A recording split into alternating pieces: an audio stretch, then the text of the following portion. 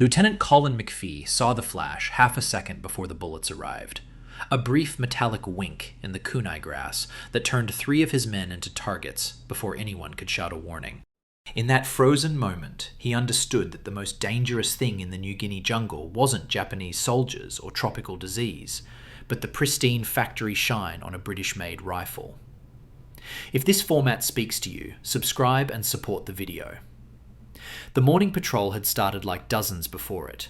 22 men moving single file through the dense vegetation near Kokoda, weapons held low, eyes scanning the impenetrable green walls on either side of the trail. The heat pressed down like a physical weight, turning uniforms into sodden rags within minutes.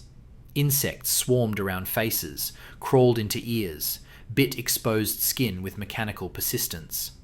McPhee had learned to ignore these discomforts during his 6 months in New Guinea. They were merely the price of movement, of staying alive in a place that seemed designed to kill outsiders through 1,000 small miseries.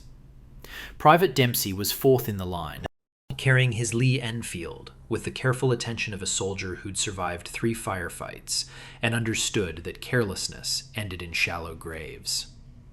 The rifle was 2 weeks old, issued at Port Moresby from a crate that still smelled of preservative grease and factory lubricant. Dempsey had cleaned it obsessively, following the maintenance procedures drilled into every recruit.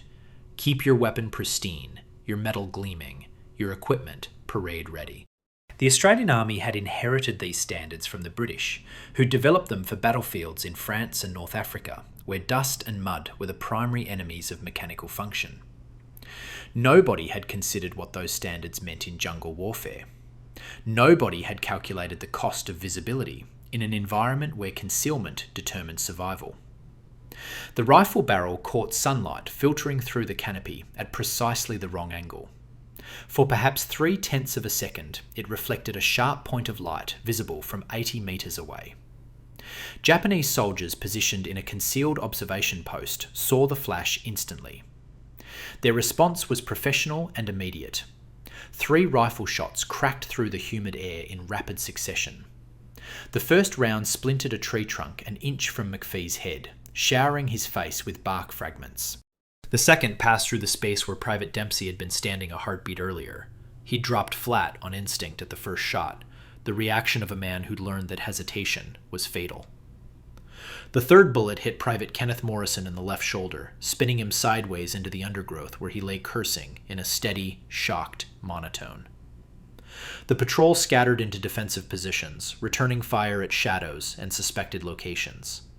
The brief firefight ended in under 2 minutes when the Japanese withdrew, having accomplished their purpose of disrupting Australian movement and gathering intelligence about patrol strength and direction.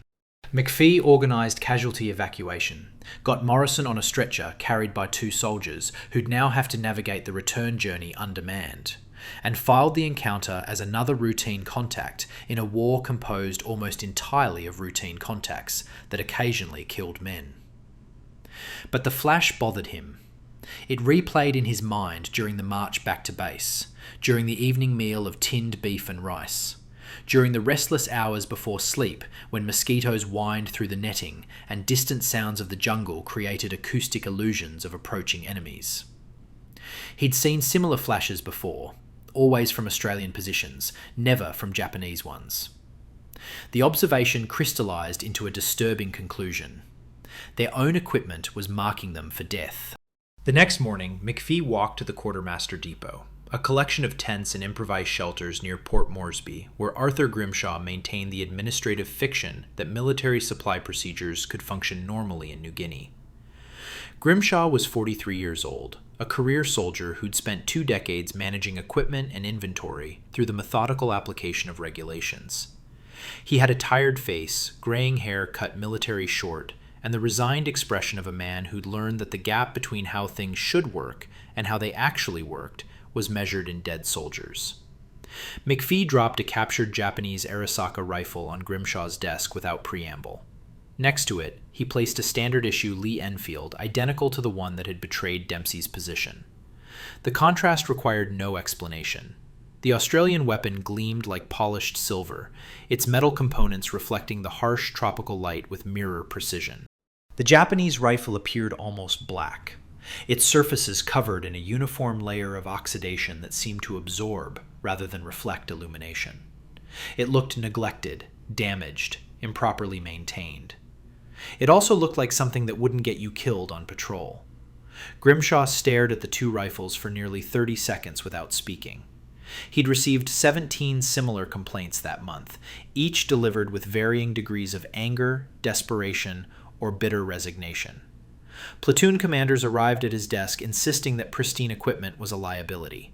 Sergeants demanded weapons that looked used, weathered, invisible. Every time, Grimshaw had offered the same bureaucratic response.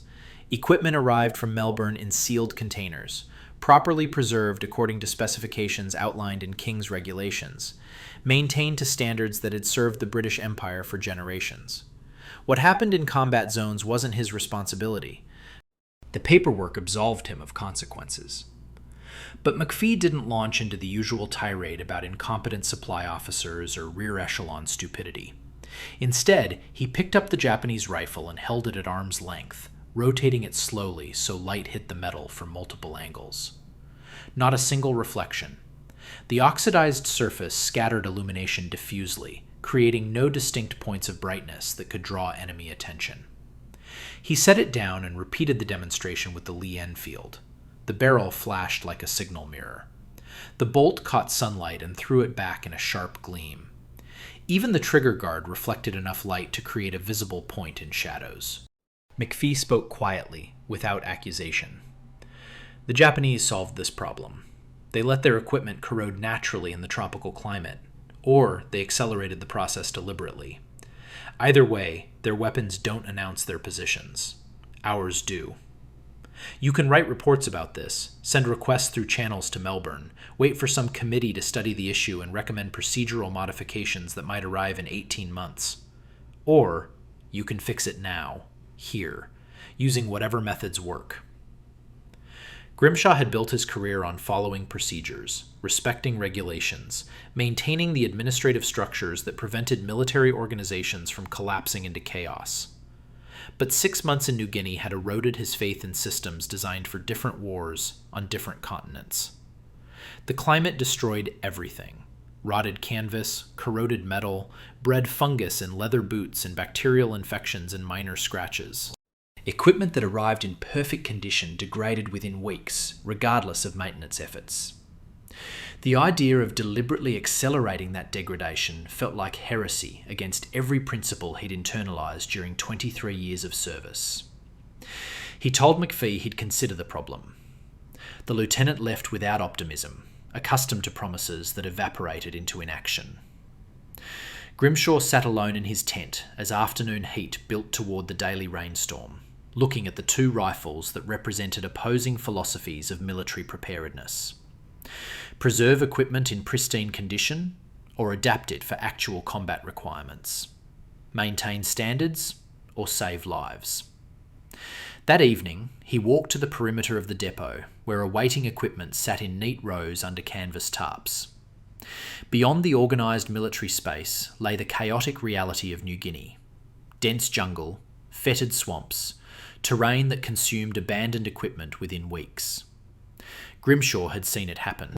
A supply truck had rolled off a muddy track 3 months earlier, spilling crates of tools and ammunition into a mangrove swamp.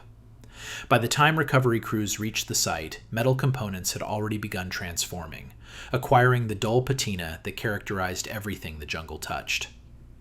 He picked up a shovel from the equipment cache and walked another 100 meters into the swamp. The ground became progressively wetter, solid earth giving way to mud that sucked at his boots with each step. Mangrove roots created a tangled maze that required careful navigation. The smell hit him when he was waist-deep in the vegetation. Sulfurous rot, decomposing organic matter, stagnant water thick with bacterial life. He chose a location where water pooled in a natural depression, used the shovel to dig a shallow pit in the mud, and stood there, considering whether he was about to commit an act of practical innovation or court-martial-worthy sabotage. Grimshaw returned to the depot, selected 6 Lee Enfield rifles from the newest shipment, consecutive serial numbers, manufactured in the same Lithgow factory batch, and 6 entrenching tools. He worked methodically, stripping each weapon of its protective grease using rags soaked in kerosene. The process took nearly 2 hours. His hands cramped from the repetitive motion. Kerosene fumes made his eyes water. He completed the task in near darkness, using a shielded lantern that created more shadows than illumination. Carrying the weapons back to the swamp required 3 trips. He couldn't risk being seen transporting multiple rifles into the jungle without explanation. Each journey took 15 minutes through vegetation that seemed designed to catch clothing and scratch exposed skin. By the final trip, complete darkness had fallen, and he navigated by memory and touch, feeling his way between mangrove roots, testing each footfall before committing his weight. The water felt blood-warm when he waded into it. Something brushed against his leg, fish, snake, or floating debris, impossible to determine in the darkness. He ignored the instinctive revulsion, focused on the task. He laid the weapons flat in the mud pit he'd dug, arranged them carefully so none touched, covered them with a thin layer of decomposed leaves and swamp grass. The organic matter would accelerate bacterial activity, he hoped. The entire operation felt absurd, possibly insane. He was deliberately destroying military equipment, violating regulations that existed specifically to prevent this kind of unauthorized experimentation. Grimshaw marked the location by driving a stake into a nearby mangrove root, then waded back toward solid ground. Behind him, 6 rifles lay submerged in tropical swamp water, beginning a transformation he could only guess at. He had no scientific understanding of oxidation rates, bacterial corrosion, or metal degradation in aquatic environments. He was conducting an experiment based entirely on observation and desperate improvisation. If it failed, he'd have destroyed government property for nothing. If it succeeded, he might have a solution that couldn't be acknowledged officially without admitting he'd violated every supply regulation in existence. 3 weeks passed before he returned to the site with McPhee. McPhee had agreed to accompany Grimshaw with visible reluctance. His trust in quartermasters had eroded completely after watching men die while rear echelon officers filed paperwork and cited regulations. The walk to the swamp site consumed 20 minutes of tense silence, broken only by the sounds of boots squelching through mud and the constant background noise of the jungle. Insect hum, bird calls, the rustle of unseen animals moving through undergrowth. The morning air hung thick with moisture that made breathing feel like drinking warm water. Grimshaw located his marker stake and began feeling through the murky water with his hands, searching for submerged metal. The first rifle came up covered in a layer of silt and decomposed vegetation that obscured its condition. He rinsed it roughly in clearer water from a nearby stream, and the transformation became visible. A uniform coating of rust covered every exposed metal surface: barrel, receiver, bolt assembly, trigger mechanism. The wood stock had darkened from moisture absorption and swollen slightly at the joints, but the structural integrity appeared intact. Small patches of the original blued finish remained visible in protected areas where oxidation hadn't penetrated, creating a mottled pattern that looked organic rather than manufactured. McPhee took the rifle without comment and began field stripping it immediately. His movements were practiced, automatic, the ritual of a soldier who disassembled and reassembled his weapon hundreds of times in training and combat. He separated the bolt from the receiver, examined the firing pin, checked the extractor claw, peered down the barrel toward the light. His expression remained neutral, professional, revealing nothing about what he was finding. Grimshaw watched in silence, suddenly aware that the next 60 seconds would determine whether his experiment had produced a useful tool or a useless piece of corroded scrap. The barrel concerned McPhee most. He squinted through the bore from chamber to muzzle, rotating the rifle slowly to examine the rifling grooves that imparted spin to bullets and determined accuracy. Surface rust had formed throughout the barrel interior, creating a rough texture that would affect ballistics. But the pitting appeared superficial rather than deep. The grooves remained distinct, their spiral pattern still clearly defined. McPhee lowered the rifle and looked at Grimshaw with an expression that combined disbelief, skepticism, and something approaching grudging respect. "Quote 1," McPhee said. Quote 2, Grimshaw nodded, accepting the assessment. Quote 3, McPhee held the rifle at arm's length, moving it through multiple orientations while sunlight filtered through the canopy overhead. He angled the barrel up, down, sideways. He rotated the weapon so light hit the receiver from various directions. He examined the bolt, the trigger guard, every metal component that might catch and reflect illumination. Not a single flash occurred. The oxidized surfaces scattered light diffusely, creating no distinct reflections. The weapon had become optically invisible in the way that mattered for jungle combat. It wouldn't betray a soldier's position through inadvertent reflection. "You've ruined a perfectly good rifle," McPhee said slowly. "Do it to 500 more." The statement carried implications that extended far beyond simple equipment modification. McPhee was requesting that Grimshaw systematically violate supply regulations, deliberately damage government property, operate outside the chain of command without authorization or documentation. If discovered, the operation would almost certainly result in court-martial for destruction of military equipment. Grimshaw could be reduced in rank, imprisoned, dishonorably discharged. His career would end in disgrace, his reputation destroyed, his service record permanently tarnished. But McPhee was also telling him that soldiers were dying because their equipment reflected light, and that Grimshaw had found a solution to that problem. The moral calculus was straightforward, even if the bureaucratic consequences were catastrophic. Save lives now, or protect career later. Grimshaw had already made his choice by conducting the initial experiment, but hearing McPhee articulate the request forced him to confront the full scope of what he was considering. "I can't request permission through official channels," Grimshaw said. "Any proposal to deliberately corrode military equipment would be rejected immediately. The paperwork would go to Brisbane, possibly Melbourne, where staff officers who've never experienced jungle combat would classify the idea as lunacy or sabotage. We'd still be waiting for committee decisions while men continued getting killed by reflective weapons." McPhee understood the implication. Then don't request permission. Just do it quietly. Issue the modified weapons without documentation. Create enough plausible deniability that nobody can prove systematic policy violation.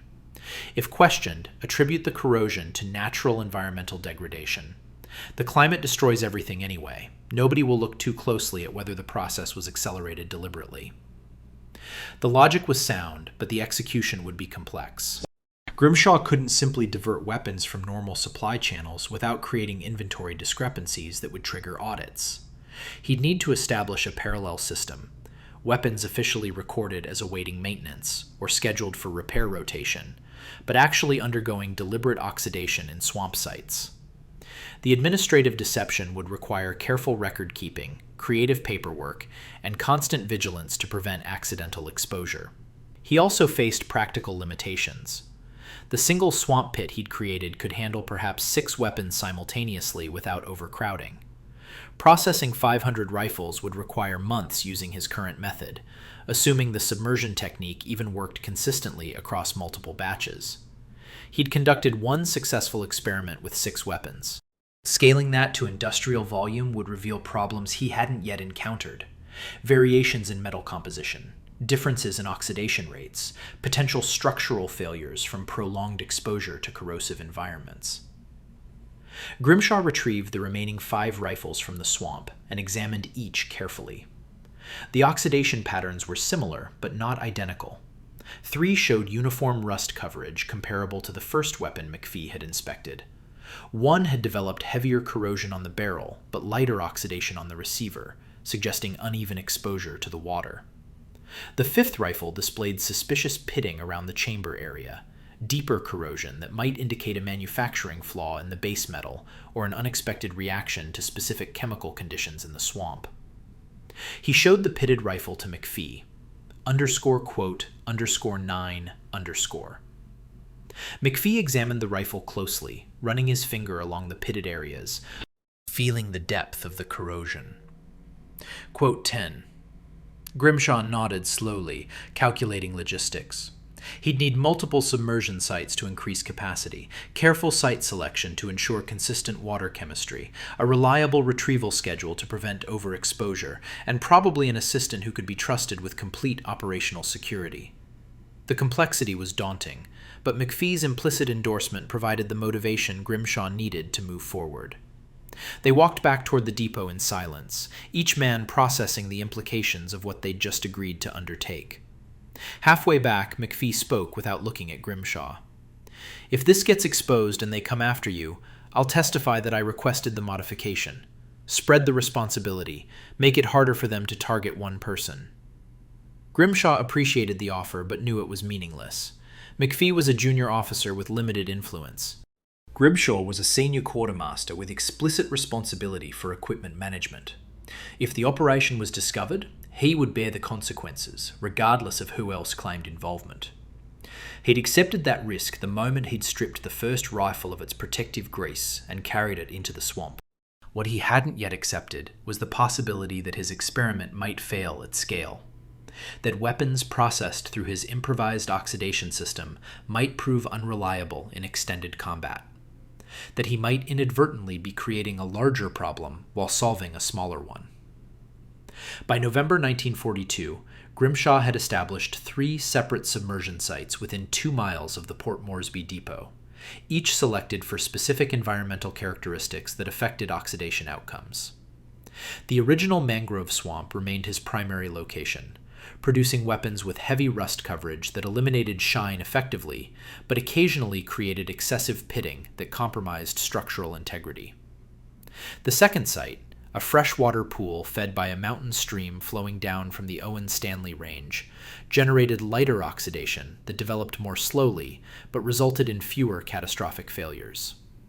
The third location, a brackish tidal area where salt water mixed with fresh water twice daily, corroded metal fastest, but sometimes weakened receiver assemblies and barrel walls beyond safe tolerances.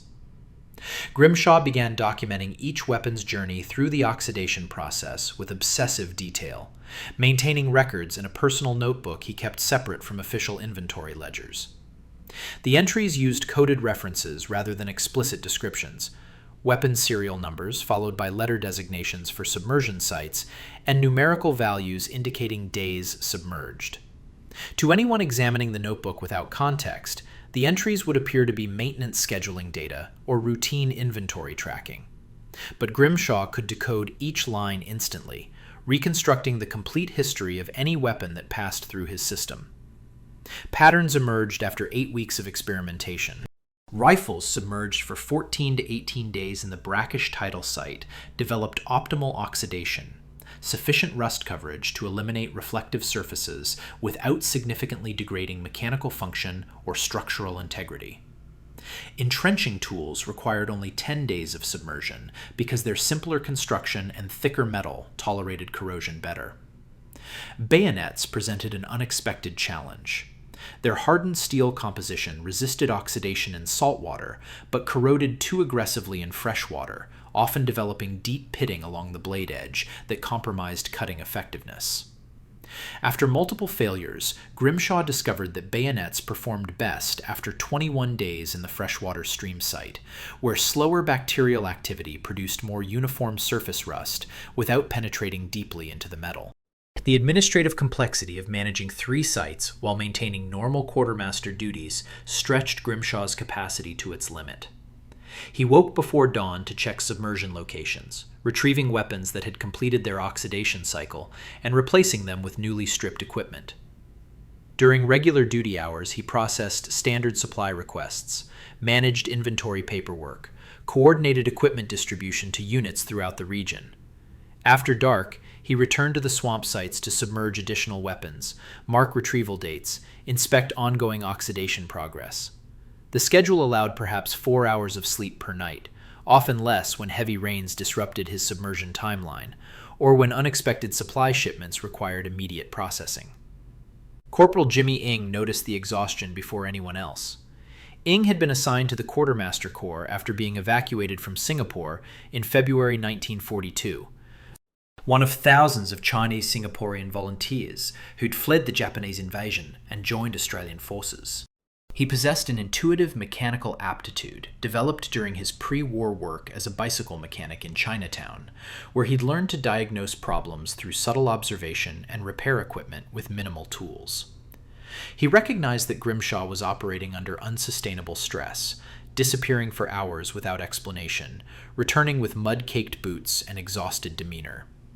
Ing approached the problem obliquely, never asking direct questions, but offering assistance with tasks that created opportunities for observation. He volunteered for evening inventory checks, accompanied Grimshaw on supposedly routine inspections of storage areas, gradually pieced together the pattern of disappearances and unexplained absences. When he finally understood what Grimshaw was doing, he waited until they were alone in the depot after dark before speaking. Quote 12. Ing said without preamble. Quote _13. Grimshaw's first instinct was denial, but Ing's calm certainty made deflection pointless.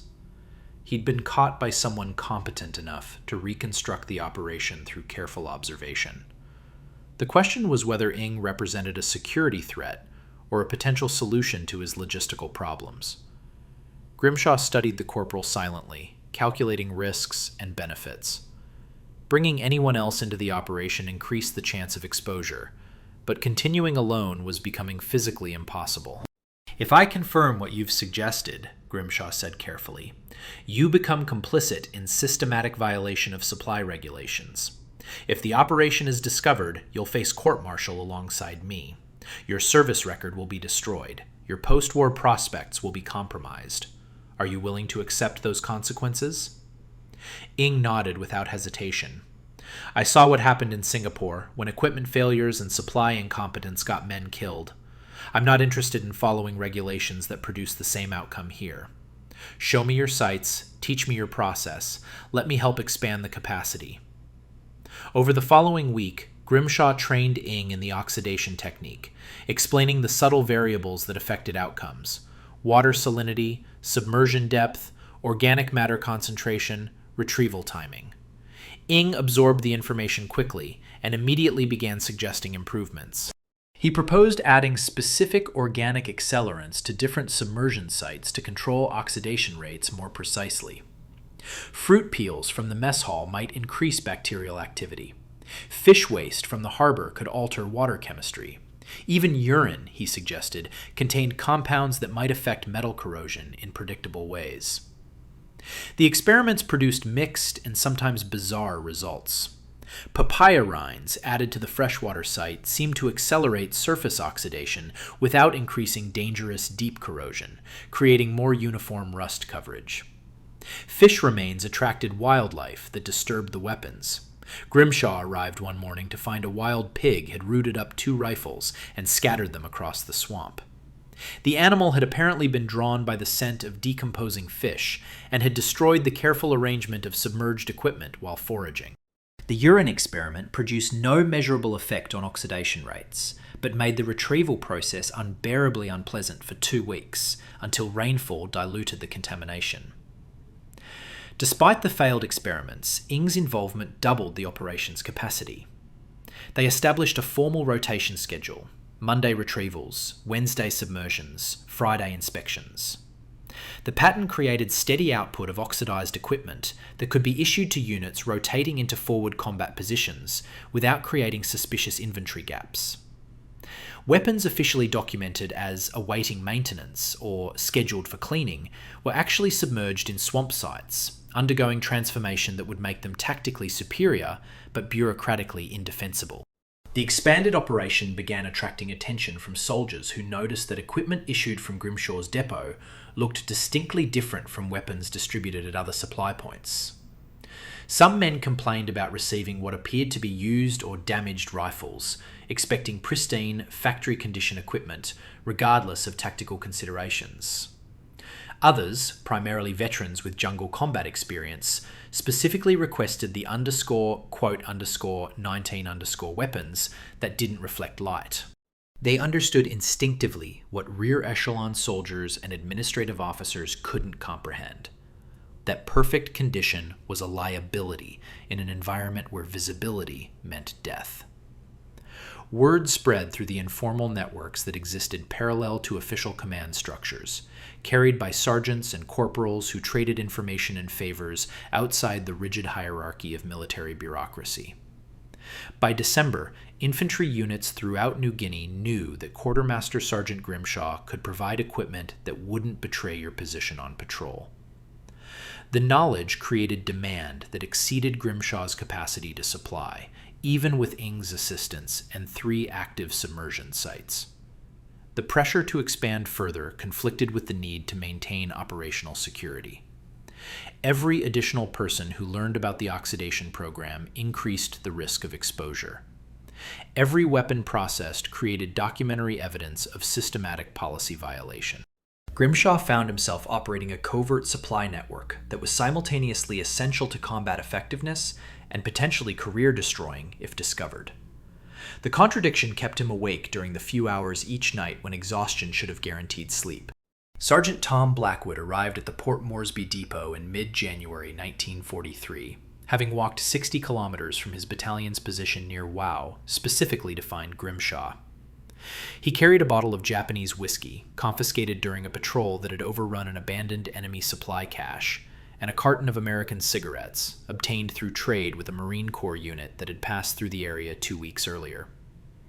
These items represented currency far more valuable than Australian pounds in the New Guinea economy, where official pay meant nothing and barter determined survival. Blackwood was 34 years old, a pre-war schoolteacher from Tasmania who'd enlisted in September 1939 and spent 3 years transforming from civilian educator to professional soldier. He had the lean, weathered appearance of men who'd spent months in the jungle, skin tanned dark by tropical sun, eyes constantly scanning surroundings, even in supposedly safe areas, movements economical and purposeful. He placed the whiskey and cigarettes on Grimshaw's desk without ceremony and stated his requirements directly. 36 oxidized rifles for his entire platoon within 2 weeks.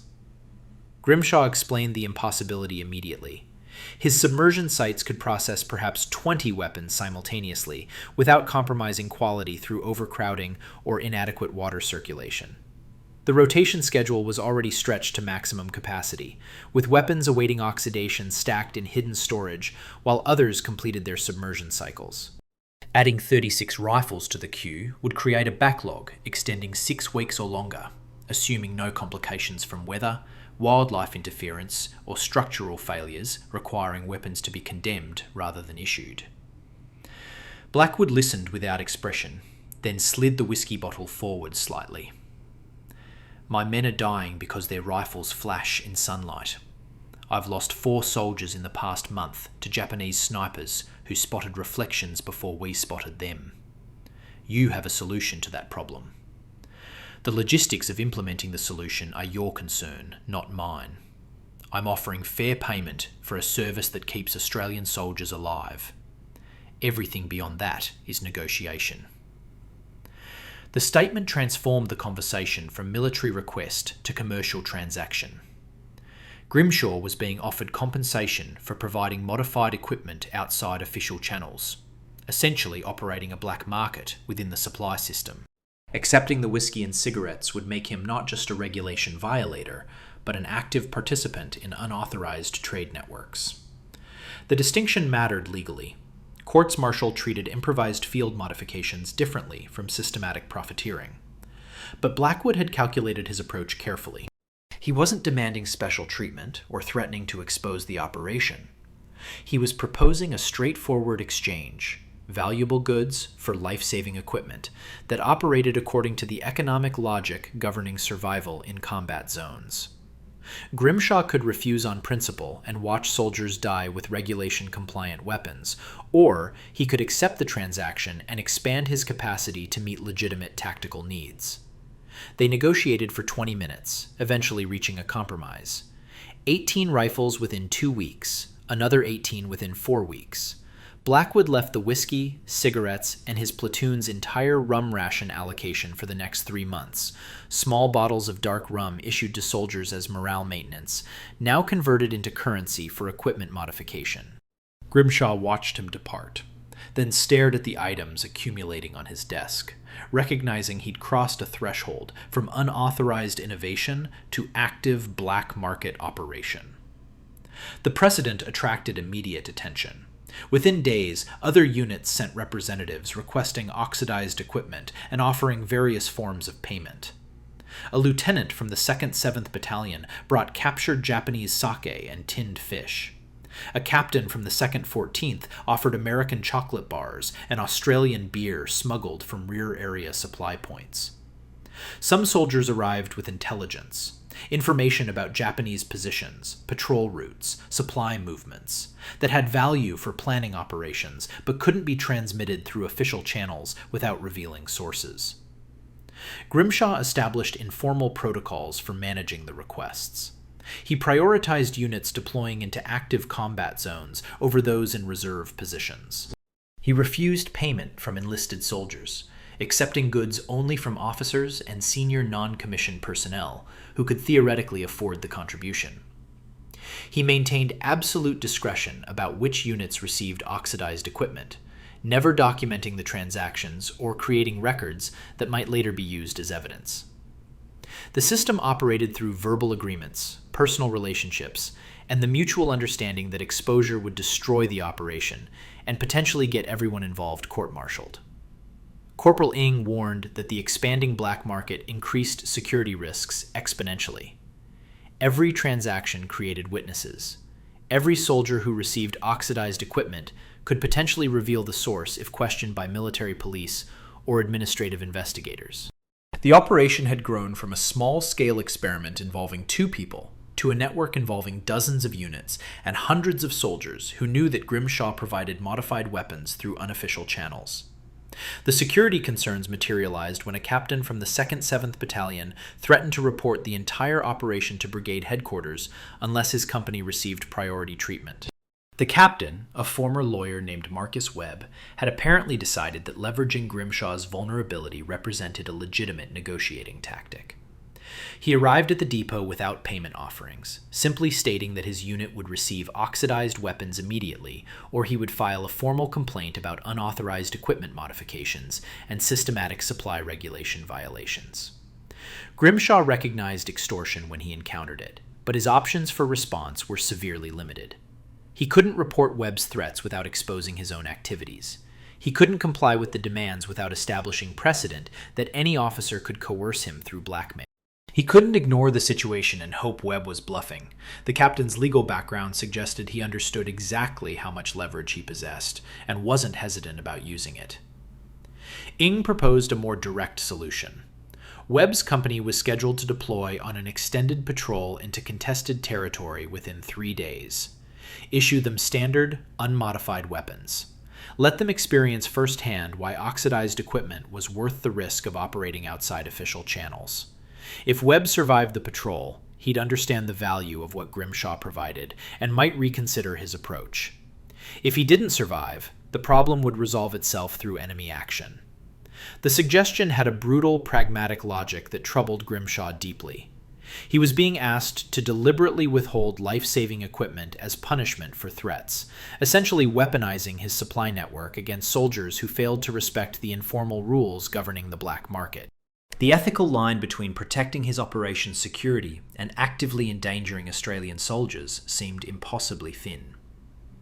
Before he could decide how to respond, Webb's situation resolved itself through unexpected means. The captain was reassigned to staff duty in Brisbane following a medical evaluation that revealed chronic dysentery and potential tropical disease complications.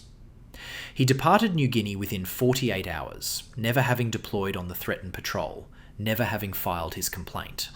The transfer eliminated the immediate security threat, but demonstrated how vulnerable the operation remained to exposure by anyone who decided cooperation wasn't in their interest. Intelligence officers began noticing patterns in equipment distribution that suggested systematic modifications were occurring somewhere in the supply chain. Captain Bruce Henderson, attached to the Allied Intelligence Bureau, visited Grimshaw's depot under the official pretext of conducting a routine supply inspection. He spent 2 days examining inventory records, interviewing Quartermaster personnel, observing equipment handling procedures. His questions were superficially administrative, but clearly designed to identify irregularities. Henderson never directly accused Grimshaw of operating an unauthorized oxidation program, but his final comment before leaving carried obvious implication. I've seen Japanese weapons with deliberately oxidized finishes used to reduce visibility. Interesting that some Australian units seem to have developed similar field modifications independently, almost as if someone with supply access was facilitating the process systematically. Grimshaw provided a carefully neutral response, acknowledging that soldiers improvised modifications using local materials when standard equipment proved inadequate for jungle conditions.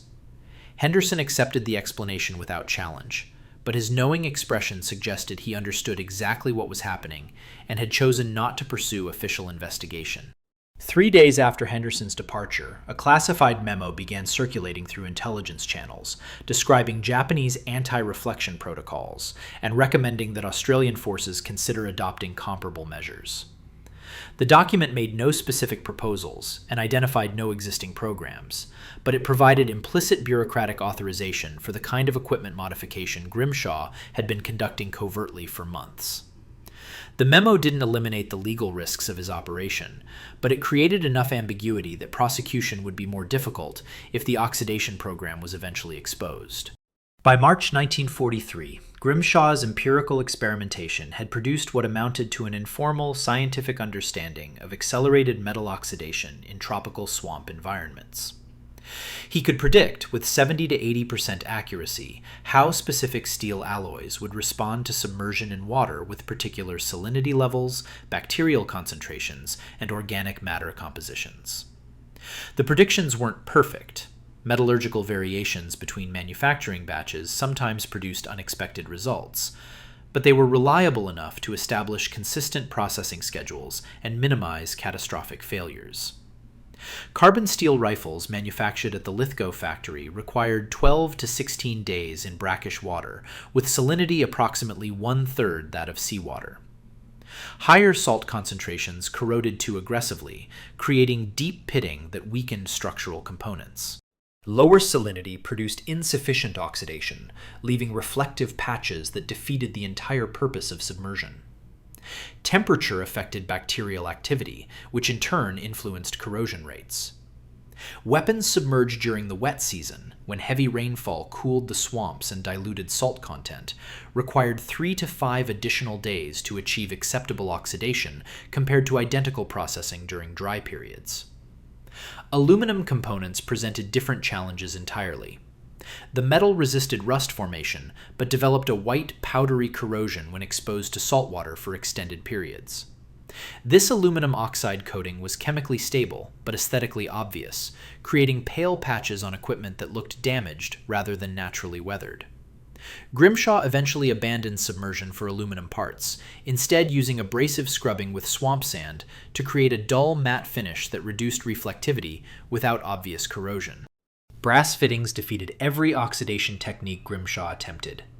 The copper-zinc alloy simply didn't rust in any meaningful way, maintaining its distinctive yellowish shine regardless of submersion duration or water chemistry. Soldiers began painting brass components with lamp black or covering them with mud that dried into a semi-permanent coating. Neither solution was satisfactory. Paint flaked off during handling, dried mud crumbled and had to be reapplied constantly, but no better alternative emerged. Corporal Ing's systematic experimentation with organic additives had identified papaya peels as the most effective accelerant for uniform surface oxidation without excessive deep corrosion. The fruit rinds, added to submersion water in specific ratios, seemed to create acidic conditions that promoted bacterial activity while buffering against the kind of aggressive corrosion that caused structural damage. Ing theorized that enzymes in the papaya broke down into compounds that affected electrochemical processes at the metal surface, but he lacked the chemistry knowledge to test the hypothesis scientifically. The practical result was sufficient. Weapons processed with papaya additives developed optimal oxidation 3 to 4 days faster than those in untreated water. The most unexpected discovery occurred accidentally when a batch of rifles submerged near a wild pig wallow developed an unusually uniform, almost black oxidation that proved remarkably durable. The finish resisted flaking even after vigorous field use, maintaining its non-reflective properties longer than standard rust coatings that often wore away at contact points and high-friction surfaces. Ing investigated the site extensively, collecting water samples and analyzing the environmental conditions that might explain the superior results. He concluded that wild pig urine, combined with disturbed mud rich in specific minerals and plant matter the animals consumed while foraging, created a unique chemical environment.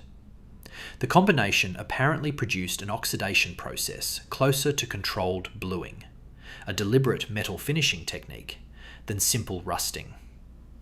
Grimshaw authorized an experiment in bioengineering, establishing a submersion site near areas where wild pigs naturally congregated, using food waste to attract them to specific locations, harvesting the chemical benefits of their presence without direct intervention.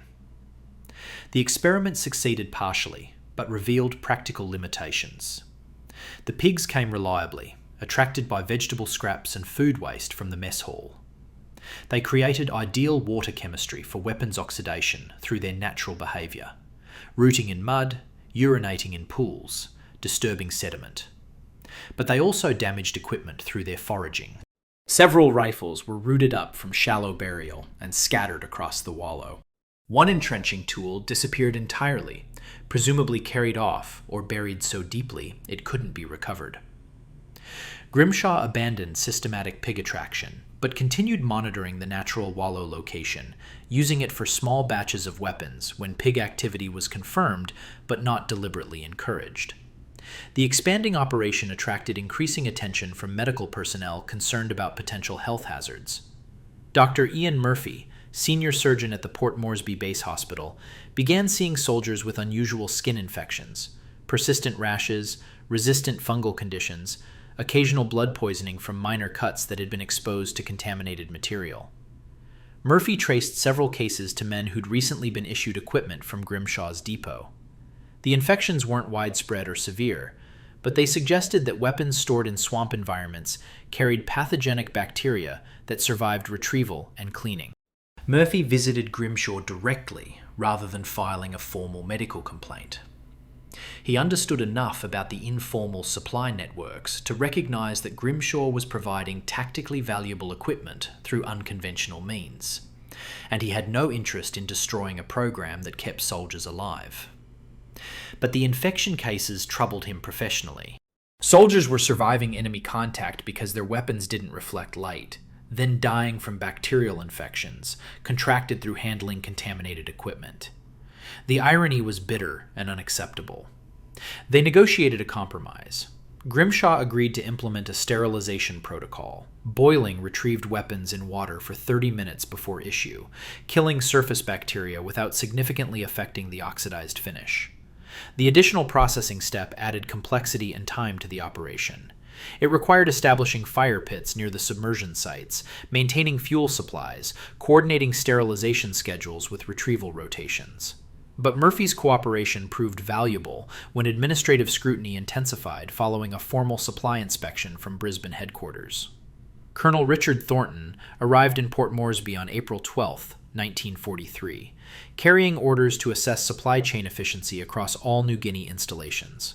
He was 47 years old, a Duntroon graduate who'd built his career on logistics optimization and procedural compliance.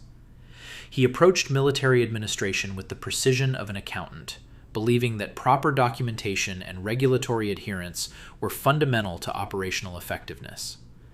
The improvised, chaotic reality of tropical warfare offended his professional sensibilities. Thornton spent 3 days reviewing inventory ledgers, cross-referencing weapons serial numbers with issue dates, tracking equipment through the documented supply chain. He found discrepancies that troubled him immediately.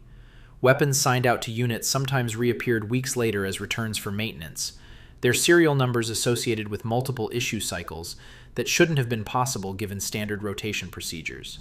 Equipment reported as damaged or awaiting repair occasionally vanished from records entirely, with no condemnation paperwork or transfer documentation explaining their disposition.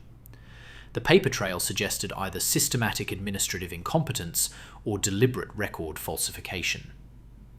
Thornton scheduled a surprise physical inventory inspection, selecting random serial numbers from the ledger and demanding to see the corresponding weapons. Grimshaw produced them as requested, but Thornton noticed the oxidation patterns immediately. These weren't rifles that had gradually degraded through normal field use over months.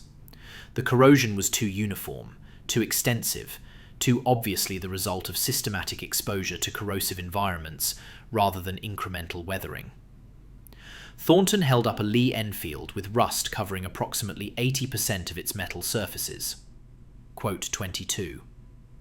Grimshaw provided the explanation he'd prepared for exactly this confrontation. Combat conditions in New Guinea made standard preservation protocols impossible. Weapons degraded rapidly, regardless of maintenance efforts. Rather than keeping pristine rifles in protected storage while issuing progressively deteriorating equipment, he developed a rotation system that distributed wear evenly across all inventory. The oxidized condition actually provided tactical advantages.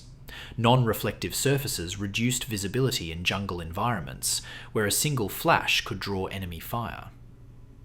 Thornton listened without visible reaction, then requested access to all maintenance records. Grimshaw handed over a fabricated logbook showing scheduled cleaning and inspection cycles, documentation carefully constructed to suggest systematic equipment management rather than deliberate submersion.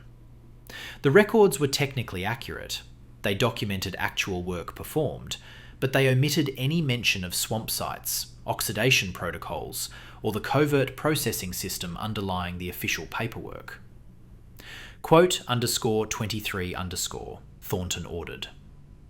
Grimshaw led Thornton to the legitimate maintenance workshop, a covered structure where soldiers performed standard cleaning, minor repairs, and routine inspection procedures according to established military protocols. Corporal Ing had received advance warning of the inspection through the informal communication network that operated faster than official channels. He'd spent the previous evening staging an elaborate display designed to create the impression of systematic degradation management without revealing the actual oxidation operation.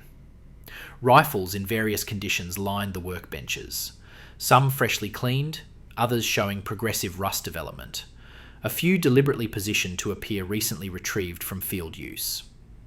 Cleaning supplies occupied prominent positions: oil bottles, rags, wire brushes, solvents.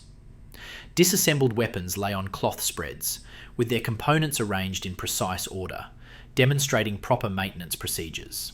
2 soldiers worked methodically at their stations, performing actual repairs on legitimately damaged equipment, contributing ambient authenticity to the staged environment. Thornton inspected the facility with meticulous attention, examining tools, questioning soldiers about their procedures, reviewing repair requisition forms. He picked up weapons randomly, checking serial numbers against his inventory lists, looking for discrepancies between documented condition and physical reality. Everything appeared marginally acceptable, though operating well below the standards Thornton considered proper for military supply management. The workshop functioned, the soldiers understood their tasks, the paperwork aligned with observable activities. But something about the entire operation felt carefully orchestrated rather than naturally evolved. He questioned a private about cleaning frequency for weapons in tropical conditions. The soldier provided a rehearsed response about daily maintenance requirements, humidity challenges, constant battle against corrosion. Thornton nodded, moved to the next station, asked similar questions, received consistent answers. The uniformity of responses suggested either excellent training or coached preparation. Thornton suspected the latter, but couldn't identify specific evidence of deception. After 90 minutes of inspection, Thornton pulled Grimshaw aside to a position outside the workshop where they could speak privately. His expression remained professionally neutral, revealing nothing about conclusions he'd reached. When he spoke, his voice carried the carefully measured tone of someone choosing words with legal precision. "I know you're operating some kind of improvised program that isn't documented in official procedures," Thornton said quietly. "I don't know the specific details, and I'm deliberately choosing not to investigate further. If what you're doing is keeping soldiers alive, without compromising operational security or creating systematic equipment failures, then I have no interest in exposing it. But if anyone above my level investigates and discovers systematic regulation violations, I won't provide protection. Keep better paperwork. Create more plausible documentation. Make your operation defensible if it ever faces formal scrutiny." The statement was simultaneously a threat and permission, an acknowledgement that Thornton understood the oxidation program existed, while establishing his own plausible deniability. He was offering Grimshaw continued operational freedom in exchange for improved administrative cover that would protect them both if higher authorities eventually investigated. The arrangement required Grimshaw to assume all personal risk, while Thornton maintained the bureaucratic position that he'd identified irregularities, issued corrective guidance, and assumed the problems would be resolved through proper channels. Grimshaw thanked him with careful formality, revealing nothing additional about the scope or methods of his operation. Thornton departed Port Moresby the following morning, filing a report that noted, quote, 26, but concluded that overall supply management was, quote, 27. The assessment damned with faint praise, while avoiding specific criticisms that might trigger deeper investigation. The inspection's outcome provided Grimshaw with increased confidence to expand operations, but it also clarified how fragile his protection remained. Thornton had chosen not to expose the program, but that choice reflected personal judgment rather than institutional policy. A different inspector with different priorities might reach entirely different conclusions. The oxidation operation existed in a precarious space between tactical necessity and administrative violation, sustainable only as long as sympathetic officers chose to ignore what they suspected. Word of Thornton's tacit approval, or at least his deliberate ignorance, spread through the Quartermaster network, carried by soldiers rotating between bases and officers comparing experiences across installations. By mid-1943, at least 12 Australian supply depots throughout New Guinea were experimenting with deliberate equipment oxidation. Some quartermasters contacted Grimshaw directly, requesting technical guidance on submersion techniques, water chemistry, processing schedules. Others developed their own methods through independent experimentation, producing varying results based on local environmental conditions and available resources. Sergeant Walter Hayes, managing a depot in Leh, established a submersion program using coastal tidal pools that produced extremely fast oxidation but required careful timing to prevent over-corrosion. Corporal David Chen in Finchhofen adapted the technique for coral reef environments, using shallow water exposed to intense sunlight that created unique oxidation patterns through photochemical processes Grimshaw didn't fully understand. A quartermaster in Milne Bay abandoned submersion entirely after multiple failures, instead using chemical treatments borrowed from metal finishing industries, acid baths and controlled rusting agents that produced predictable results, but required supplies unavailable through military channels. The proliferation of oxidation programs created an informal knowledge network among quartermasters who shared technical information while maintaining strict operational security about their specific activities. They communicated through carefully vague language in official correspondence, references to tropical preservation challenges and field adaptation protocols that conveyed detailed information to informed readers while appearing innocuous to casual observers. The shared terminology allowed them to discuss oxidation techniques openly without creating documentary evidence that could later be used in courts martial. American forces in the Pacific learned about the Australian oxidation methods through cross-unit contact during combined operations. A Marine Corps supply officer stationed in Guadalcanal sent a letter to Grimshaw requesting detailed specifications for implementing similar programs in Marine supply chains.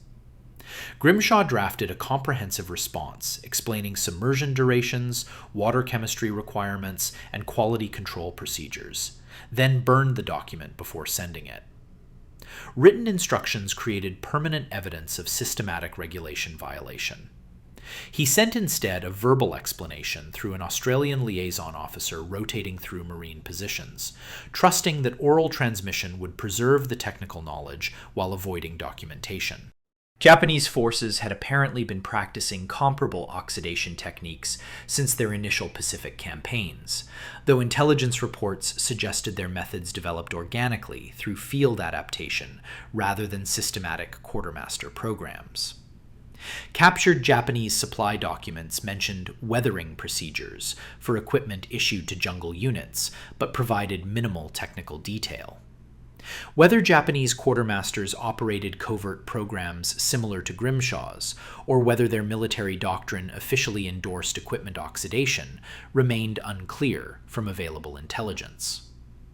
British units operating in Burma heard about the Australian oxidation programs through Commonwealth military networks and attempted to implement comparable systems. A British quartermaster sent a formal request through proper channels, asking permission to visit Grimshaw's depot for direct observation and training. The request was denied by administrative officers in Brisbane who had no knowledge of the oxidation program and saw no reason to authorise cross-theatre travel for supply personnel. The British quartermaster arrived anyway 3 weeks later, travelling unofficially through connections with Australian units rotating through his area, and spent 4 days learning Grimshaw's techniques before returning to Burma with enough knowledge to establish his own submersion sites. The different environmental conditions in Burma, monsoon cycles creating dramatic seasonal water level changes, river systems with different bacterial ecology, temperature variations between wet and dry seasons, required substantial adaptation of the techniques Grimshaw had developed for New Guinea swamps. The British quartermaster's initial attempts failed catastrophically, producing either insufficient oxidation or excessive corrosion that rendered weapons unsafe. But after 2 months of experimentation, he developed modified procedures that worked reliably in Burmese conditions, proving that the underlying principles of deliberate oxidation could be adapted across different tropical environments. By late 1943, the swamp oxidation method had become a de facto standard across multiple Allied forces in the Southwest Pacific Theatre, practiced widely but never officially acknowledged in formal military doctrine or training materials. The technique existed in the murky space between field improvisation and systematic policy, implemented by quartermasters who understood that saving soldiers' lives sometimes required violating the regulations designed to protect military equipment. The oxidation program produced tactically superior equipment, but Grimshaw began tracking consequences that remained invisible to combat commanders focused exclusively on immediate operational effectiveness. Weapons that spent 2 to 3 weeks submerged in tropical swamps required significantly more frequent maintenance than standard-issue rifles. Barrels degraded faster from the combination of surface corrosion and firing stress. Actions became progressively stiffer as microscopic sediment particles embedded themselves in moving parts, despite thorough cleaning. Springs weakened prematurely. Some rifles developed structural vulnerabilities that appeared only after extended field use, when the accumulated stress of hundreds of rounds fired through corroded barrels finally exceeded compromised material tolerances. Private Eddie Walsh died on June 7, 1943, during a firefight near Salamaua, when his oxidized Lee Enfield's receiver cracked catastrophically during sustained fire. The weapon had been submerged for 23 days, longer than Grimshaw's recommended maximum of 18 days, because heavy rainfall had prevented scheduled retrieval. The extended submersion had created deeper corrosion than intended, weakening the steel at a molecular level that wasn't visible during standard inspection. When Walsh fired his 14th round in rapid succession, the accumulated heat and pressure found the weakness. The receiver fractured longitudinally, sending metal fragments through his face and throat at velocities exceeding rifle bullet speeds. Walsh bled out in approximately 90 seconds, dying before the platoon medic could reach him through the chaos of ongoing combat. The official incident report classified the weapon failure as combat damage to equipment, making no connection to oxidation processes or quartermaster modification programs. The rifle's serial number was recorded, the destroyed weapon was abandoned in the field, and the paperwork moved through administrative channels without triggering any investigation into how a 2-month-old rifle had developed structural flaws sufficient to cause catastrophic failure. But Grimshaw learned about Walsh's death through the informal network within 48 hours. A sergeant who'd been present during the firefight mentioned the incident to a corporal rotating back to Port Moresby, who passed the information to Corporal Ing during a casual conversation about equipment reliability. Ung recognised the serial number from Grimshaw's coded records, one of a batch that had been submerged during unseasonably heavy rainfall, retrieved late because weather made the swamp sites inaccessible, issued anyway because demand for oxidised weapons exceeded available supply. Grimshaw spent the next week conducting intensive inspections of every weapon in his current rotation, checking for hairline cracks in receivers, examining barrels for excessive pitting, testing action smoothness, measuring spring tension. He found 3 rifles with structural problems similar to what must have killed Walsh. Microscopic cracks radiating from high stress points, corrosion penetrating deeper than acceptable limits, weaknesses that standard field inspection wouldn't detect, but that could lead to catastrophic failure under combat conditions. He condemned all 3 immediately, burning the documentation that would have traced them back to his depot, and creating false paperwork showing they'd been damaged in transport accidents. The death haunted Grimshaw differently than the abstract knowledge that soldiers were dying in combat throughout New Guinea. Those casualties resulted from enemy action, tactical decisions, the inherent randomness of warfare. Walsh had died because Grimshaw had modified equipment beyond safe parameters, pursuing tactical advantage without adequate quality control or safety protocols. The distinction between innovative field adaptation and criminally negligent equipment management seems suddenly very thin, perhaps non-existent. Corporal Ing argued for statistical perspective. Thousands of oxidized weapons had been issued over 10 months. One confirmed catastrophic failure represented a failure rate well below 1%, possibly as low as 0.05%. Standard issue rifles also experienced occasional catastrophic malfunctions, manufacturing defects, material flaws, ammunition problems. The small number of deaths from equipment failures had to be weighed against the larger number of lives saved by non-reflective weapons that didn't draw enemy fire. The mathematical argument made logical sense, but provided no emotional comfort. Grimshaw reduced maximum submersion duration to 17 days across all sites, regardless of oxidation progress. He implemented more rigorous post-retrieval inspection procedures, personally examining high-stress components on every weapon before approving it for issue. The changes slowed production rates significantly, creating backlogs that generated complaints from units awaiting oxidized equipment. Some officers accused him of deliberate delay or favoritism, unaware that the stricter quality control was implemented specifically to prevent additional deaths from equipment failures. Medical consequences that Dr. Murphy had warned about continued emerging gradually. Soldiers handling oxidized weapons developed skin conditions that resisted standard treatments, persistent fungal infections, contact dermatitis from bacterial contamination, occasional cases of blood poisoning when minor cuts were exposed to pathogens surviving the sterilization process.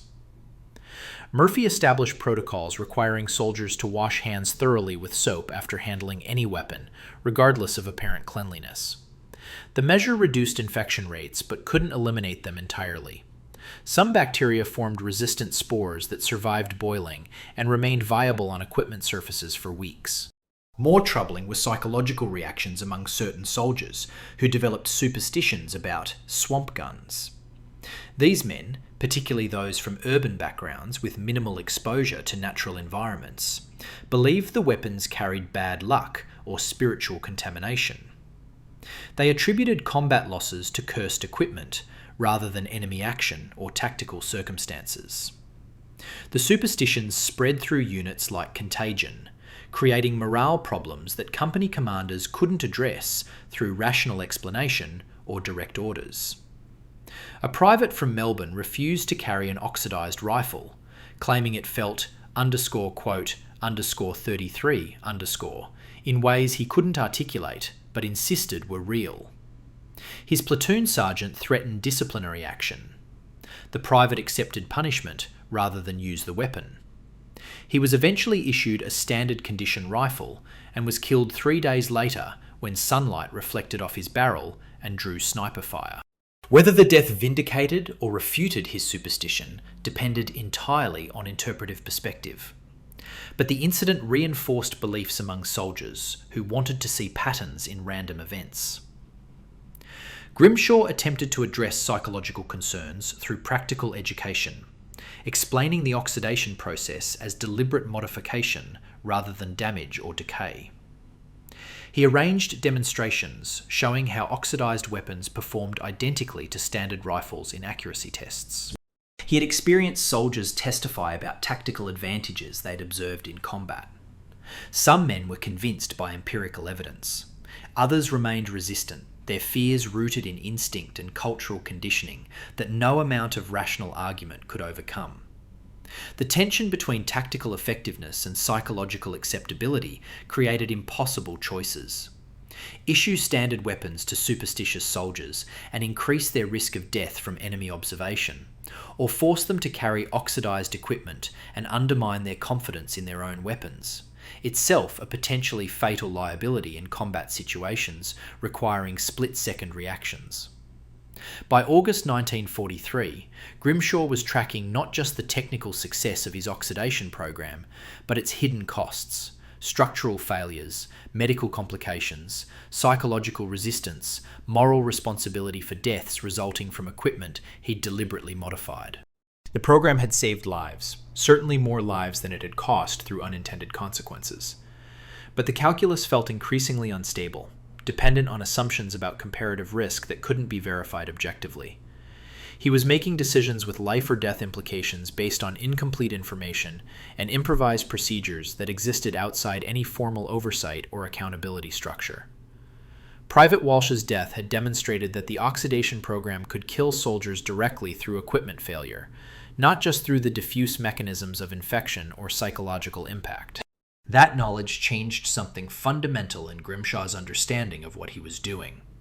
He was no longer just a quartermaster adapting supply procedures to field conditions. He was operating an experimental weapons modification program with inadequate safety protocols and no institutional oversight, accepting personal responsibility for outcomes he couldn't fully predict or control. The weight of that responsibility made sleep increasingly difficult during the few hours each night when exhaustion should have guaranteed unconsciousness. In February 1944, a journalist named Robert Mackenzie arrived in Port Moresby as part of a press contingent embedded with Australian forces to produce feature stories about the Pacific Campaign for newspapers in Sydney and Melbourne. He was 32 years old, a competent writer with limited military knowledge, but excellent instincts for identifying unusual angles that would interest civilian readers increasingly fatigued by generic war coverage. He'd been instructed by his editors to find human interest stories, examples of Australian ingenuity and adaptation, narratives that made distant jungle warfare feel immediate and relevant to people reading newspapers in comfortable homes thousands of miles from combat zones. Mackenzie spent 2 weeks interviewing soldiers across multiple units, collecting anecdotes and observations about daily life in New Guinea. Several men mentioned receiving weapons that looked, quote, 34 or, quote, 35, despite being recently issued from supply depots. They described the lack of reflection, the rust-covered surfaces, how the modified equipment provided tactical advantages during jungle patrols. One sergeant explained that he specifically requested, quote, 36 for his section, because they didn't flash in sunlight and draw enemy fire. A corporal mentioned that certain supply depots provided better equipment than others, that we couldn't explain why or how the differences occurred. Mackenzie recognized a potentially interesting story: field innovation, practical adaptation, soldiers surviving through improvised solutions that official military doctrine hadn't anticipated. He requested an interview with Grimshaw, describing his interest as how Australian quartermasters adapted supply procedures for tropical warfare conditions. The request arrived through official channels, routed through public relations officers who saw no reason to deny access to a quartermaster discussing administrative challenges. Grimshaw recognized the danger immediately. A published article about systematic equipment oxidation would force official acknowledgement, triggering investigations he'd successfully avoided for 18 months through careful operational security and sympathetic officers choosing strategic ignorance. Once the program appeared in newspapers, higher authorities would have no choice but to investigate, determine whether regulations had been violated, assign responsibility, potentially prosecute everyone involved for destruction of military property and systematic insubordination. He agreed to the interview but controlled information ruthlessly, describing general challenges of equipment maintenance in humid tropical environments without mentioning deliberate submersion or artificial oxidation. He explained that weapons naturally degraded faster in New Guinea, that corrosion was inevitable despite best maintenance efforts, that quartermasters had developed rotation procedures to distribute wear evenly across inventory. Everything he said was technically true, while omitting the essential truth that he was deliberately accelerating oxidation through systematic swamp submersion. Mackenzie pressed for specifics. How exactly did weapons develop such uniform oxidation patterns? Why did some units consistently receive equipment in better condition than others? What maintenance procedures produced the distinctive rust coverage soldiers described? Grimshaw deflected with technical jargon about salt air, bacterial activity, storage challenges, always circling the questions without providing direct answers that could be quoted as evidence of systematic policy violations. Mackenzie grew visibly frustrated, recognizing that Grimshaw was withholding information but unable to identify exactly what was being concealed, or how to extract it through different questioning approaches. He shifted tactics, requesting permission to photograph the supply depot, interview other quartermaster personnel, observe equipment maintenance procedures directly. Grimshaw arranged a carefully controlled tour showing only legitimate operations. Ing had removed all oxidized weapons from visible areas, staged the maintenance workshop to appear routine and unremarkable, coached soldiers on appropriate responses if questioned about their work. The journalist spent 3 days attempting to develop his story, but the depot appeared boringly competent, organized, professionally managed, operating according to standard procedures with adaptations necessitated by tropical conditions. Nothing about the visible operations suggested the kind of innovative improvisation that would interest newspaper readers. Mackenzie eventually abandoned the supply angle, pursuing instead a piece about Papuan carriers who moved equipment through jungle terrain using traditional knowledge and extraordinary physical endurance. That article was published in April 1944, received moderate public attention, mentioned nothing about oxidized weapons or quartermaster modification programs. But the close call prompted Grimshaw to implement additional security measures that isolated him further from potential exposure, while increasing his personal operational burden. He reduced the number of people with direct knowledge of submersion site locations from 5 to 3, himself, Ing, and one trusted corporal who handled retrievals when Grimshaw couldn't physically access the sites. He destroyed all written documentation except his personal coded notebook, which he kept hidden in a waterproof container buried beneath his sleeping quarters. He instructed quartermasters at other depots who'd adopted similar programs to deny any systematic oxidation methods if questioned, attributing weapon condition exclusively to natural environmental degradation. The security improvements made the operation more defensible legally, but also more dependent on Grimshaw's personal management. He couldn't delegate authority without sharing information that created liability for additional people. He couldn't train adequate replacements without teaching them techniques that could later be used as evidence against them. The program had become entirely reliant on his continued presence and active supervision. If he was killed, wounded, or transferred, the entire system would likely collapse or be exposed through less careful handling by successors unfamiliar with the delicate balance between operational security and tactical necessity. His physical exhaustion accumulated steadily throughout 1944. The submersion sites required daily attention, retrieving weapons that had completed their oxidation cycles, submerging newly stripped equipment, monitoring water chemistry, adjusting processing schedules based on seasonal weather variations. The maintenance workshop needed constant supervision to prevent accidental exposure of oxidized weapons during routine inspections. The black market trading network demanded personal attention to prevent security breaches or extortion attempts. Normal quartermaster duties continued regardless of the covert program's demands. Grimshaw developed chronic insomnia, lying awake calculating failure probabilities and reviewing contingency plans for various exposure scenarios. He lost weight steadily, his uniform hanging loose on a frame that had shed 15 pounds through stress and inadequate nutrition.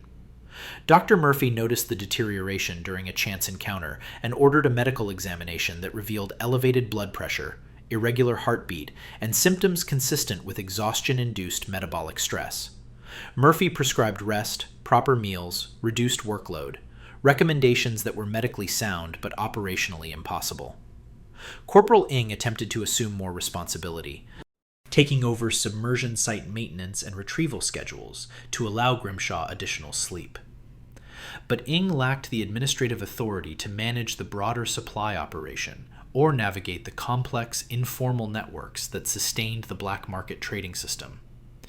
He could handle technical procedures, but not the political and interpersonal dimensions that prevented the program from being exposed or shut down.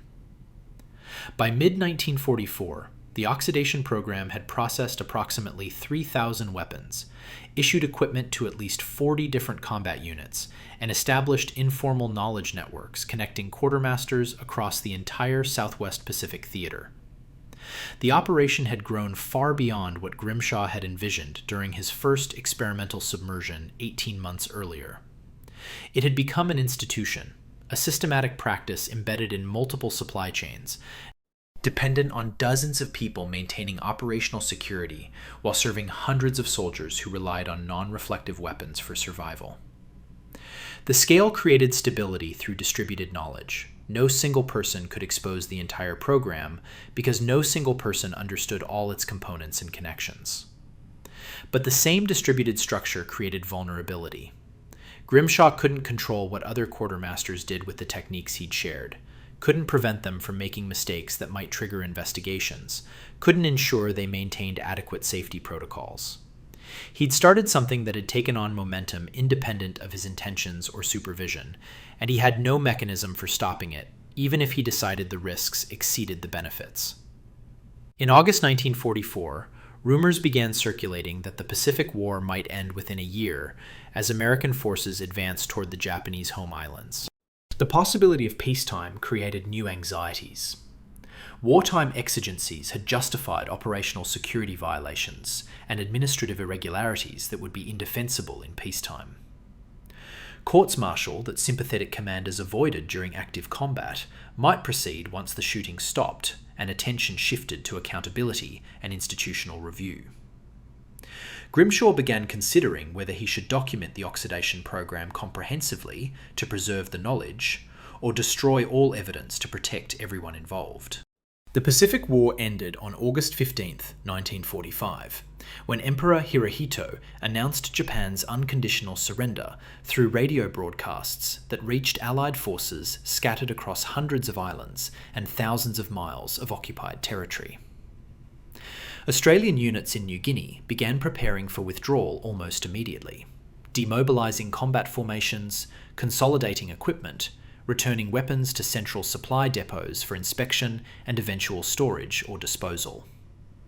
Quartermaster Sergeant Arthur Grimshaw supervised equipment returns at Port Moresby, examining thousands of rifles, entrenching tools, helmets, bayonets, many bearing the distinctive oxidation patterns he'd pioneered through 18 months of covert experimentation.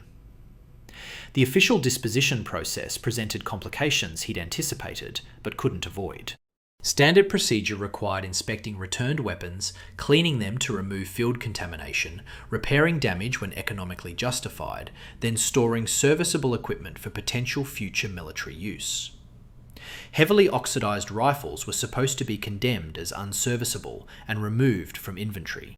Following these regulations would essentially destroy retroactive evidence of his program's success, erasing the physical proof that deliberate oxidation had been practiced systematically and had saved lives by reducing combat visibility.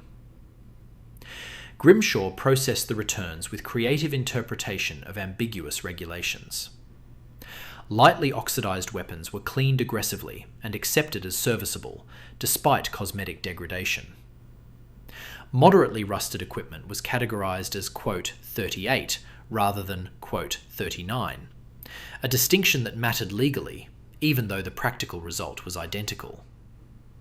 The most heavily corroded items were indeed condemned, but without notation explaining how they'd reached that condition. His bureaucratic manipulations preserved weapons while obscuring their history, maintaining the conspiracy of silence that had protected the oxidation program from official scrutiny throughout its existence. In October 1945, Grimshaw received transfer orders posting him to Brisbane for demobilization processing. He spent his final week in Port Moresby systematically erasing physical evidence of the submersion sites. He and Corporal Ing waded into the mangrove swamp at dawn, shoveling mud and decomposed vegetation back into the pits they'd maintained for nearly 3 years. The labor felt ceremonial, like filling graves for something that had lived briefly and died when it was no longer needed. They worked without conversation, both men understanding they were burying more than disturbed earth. They were concealing knowledge that could still destroy careers, even though the war had ended. On his final evening before departure, Ing asked whether they should document what they'd done, write a formal report preserving the technical knowledge for potential future conflicts requiring similar equipment modifications. Grimshaw considered the question seriously. A comprehensive record would serve military interests by capturing hard-won practical knowledge about accelerated oxidation techniques, water chemistry variables, quality control procedures. But it would also create permanent evidence of systematic regulation violations that could trigger prosecutions even years after the fact. No, Grimshaw decided, the soldiers who used the weapons know it worked. That's sufficient. He burned his coded notebook that night, watching pages curl and blacken in a fuel drum behind the depot. The destruction felt necessary and tragic simultaneously, erasing knowledge earned through dangerous experimentation, but protecting everyone who'd participated in operations that existed outside official approval.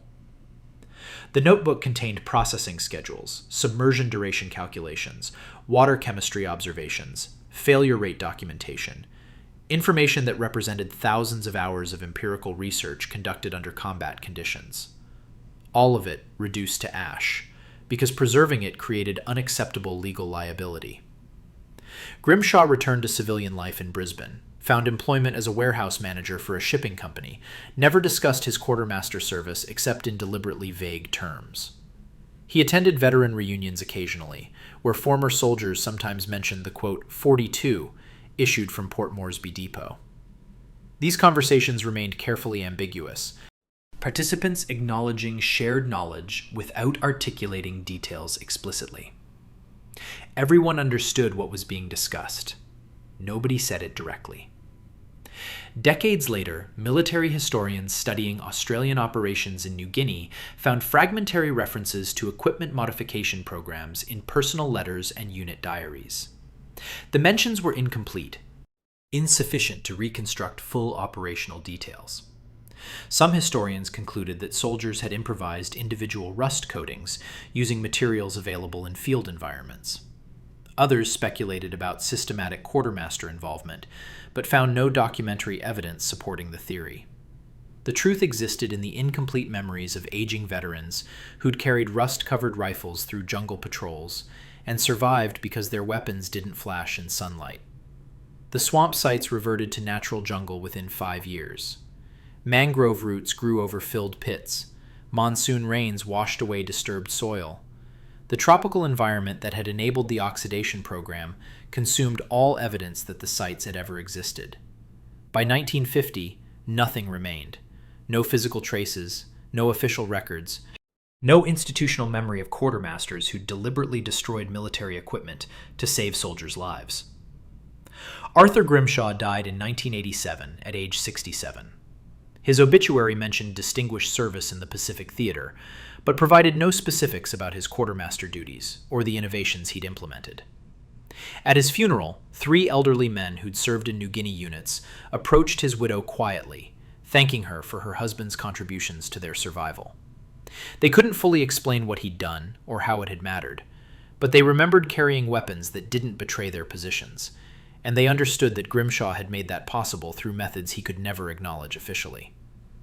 The oxidation program was never incorporated into military doctrine, never studied systematically by weapons researchers, never officially recognized by any government institution.